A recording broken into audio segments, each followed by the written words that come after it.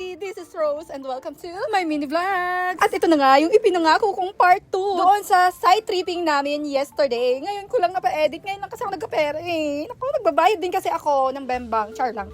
Nagbabayad ako ng bembang sa asawa ko para sipagan niya mag-edit sa mga vlog ko. Syempre, kasi hindi pa ako marunong. Anyway, sa mga hindi pa po nakakaalam, ay isa po akong PRC accredited or licensed salesperson. Ayan. Kaya legit na legit po ang inyong lingkod magbenta ng property. Kaya kung kayo po ay nangungupahan, naghahanap ng very, very affordable house and lot property, nilahat ko na. Just call me and I'll be there, taray. Or PM me sa aking Facebook account. Syempre, doon po sa personal. Alam nyo na yun, yung Rosalie Bolalin. And by the way ulit, happy 1K followers to me. Road to 1K na ako, guys. I-celebrate na natin dahil kailangan ko din kumita ng kumita. Gusto ko na rin magkabay. Kasi katulad nyo po, ay kami ay nangungupahan lang. Wala pa kami sariling bahay. At proud po akong sabihin yan. Hindi po ako nahihiya kasi pag alam ko sa sarili ko, paghihirapan ko yan para makamtan ko ang sarili naming bahay. Kaya nagsisipag po ako, syempre. Laban lang, mga mi. And also, ang pagre-real estate ay isa din tong way para magkaroon na rin ako ng sariling bahay. And of course, i-claim na natin, mga mi, na this year, this is it, Pansit Canton. Magkakabahay na kami ni husband. Amen. At ito na nga po, kakain na kami together with the CRC family or Team CRC. At dito ko muna puputulin dahil magmumukbang na kami. Thank you for watching. Ingat kayo palagi. I love you. Bye!